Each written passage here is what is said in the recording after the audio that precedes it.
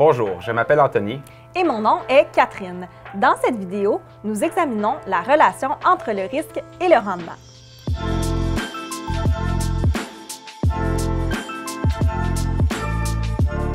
Les investisseurs cherchent souvent à maximiser les rendements, mais rien n'est gratuit dans la vie. Il faut comprendre le niveau de risque qu'on prend pour obtenir ces rendements. En général, la prise de risque supplémentaire est récompensée à long terme, mais attention! Il faut s'assurer de ne pas assumer trop ou pas assez de risques. Le niveau de risque qu'un investisseur peut assumer varie d'une personne à l'autre. Si tu acceptes un niveau de risque qui te rend inconfortable, ce sentiment pourrait t'amener à commettre des erreurs. Mais si tu te contentes d'un niveau de risque trop faible, tu renonces peut-être à un rendement plus intéressant. Imaginons que Jim et Pam épargnent tous les deux en vue de poursuivre leur étude au niveau postsecondaire d'environ 2 ans. Jim a remarqué que les crypto-monnaies produisent un très bon rendement depuis les derniers mois. Alors, il a décidé d'investir toutes ses économies dans le Bitcoin. Pam, de son côté, reconnaît le risque que comporte le Bitcoin. Elle décide plutôt d'investir son argent dans les liquidités et les obligations. Imaginons ensuite qu'au cours des 2 prochaines années, le Bitcoin connaisse une extrême fluctuation et que son prix chute de façon importante. Quand vient le temps pour Jim d'utiliser son argent investi pour payer ses études postsecondaires, il s'aperçoit qu'il a beaucoup moins d'argent qu'au départ et qu'il n'y arrivera pas. De son côté, Pam a un peu plus d'argent qu'elle en a investi au départ et elle est en mesure de payer ses études sans problème. Voilà un exemple simple qui souligne l'importance de concorder le niveau de risque que tu prends avec l'horizon temporel que tu envisages. Personne ne peut contrôler le futur, mais on peut contrôler le niveau de risque qu'on assume pour éviter de se retrouver pris au dépourvu comme Jim. Lorsque tu bâtis un portefeuille d'investissement, tu dois bien comprendre la nature des catégories d'actifs que tu envisages parce que chacune d'entre elles a un profil de risque et de rendement différent.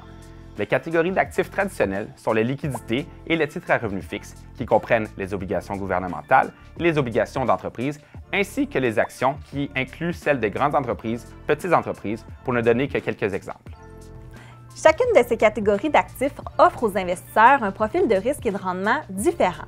À long terme, les investissements en liquidité et leurs équivalents sont en général plus sûrs en termes de risque, mais ils offrent habituellement des rendements les plus bas.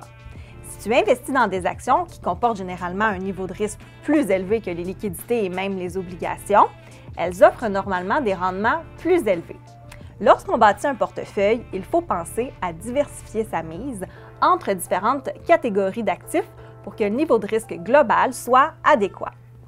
Comment on diversifie? En investissant dans différentes catégories d'actifs ou différents titres pour limiter l'exposition à un risque particulier. Comme le dit l'ancien dicton, ne mets pas tous tes œufs dans le même panier.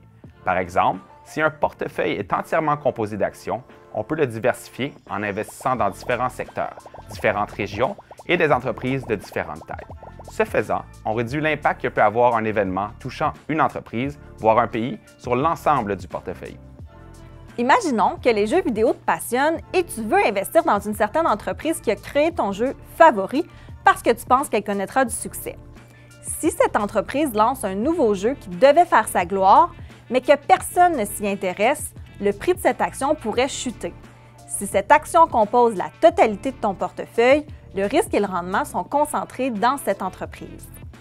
Imaginons maintenant que la mode t'intéresse aussi et que tu veux investir dans cette industrie. Tu pourrais créer un portefeuille diversifié en investissant dans des actions fabriquant des jeux vidéo et de vêtements. Ce faisant, tu te trouves à répartir le risque entre plusieurs entreprises et industries qui ne sont pas nécessairement liées les unes aux autres.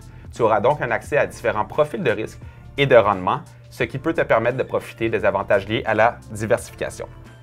Bon, ici on parle de diversifier un portefeuille strictement composé d'actions, mais on peut aussi diversifier son portefeuille au-delà des actions. Par exemple, on peut combiner les titres à revenus fixes et les actions. Si tu cherches une option comportant un risque moins élevé, mais qui produit quand même un rendement, tu peux diviser ton portefeuille pour qu'il contienne 60 % de titres à revenus fixes et 40 % d'actions, par exemple, parce que les titres à revenus fixes comportent traditionnellement un niveau de risque moins élevé et présentent une volatilité moins prononcée que les actions.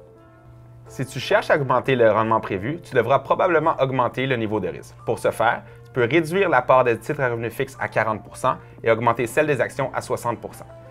L'idée derrière cette démarche est que traditionnellement, plus tu détiens de titres à revenus fixes, plus les niveaux attendus de risque et de rendement sont faibles. Si tu augmentes les actions et diminues le titre à revenu fixe, tu peux obtenir un rendement plus élevé, mais tu devras aussi accepter un niveau de risque plus élevé. L'une des principales raisons pour lesquelles la diversification, ça fonctionne, c'est que chaque titre et chaque catégorie d'actifs réagit différemment.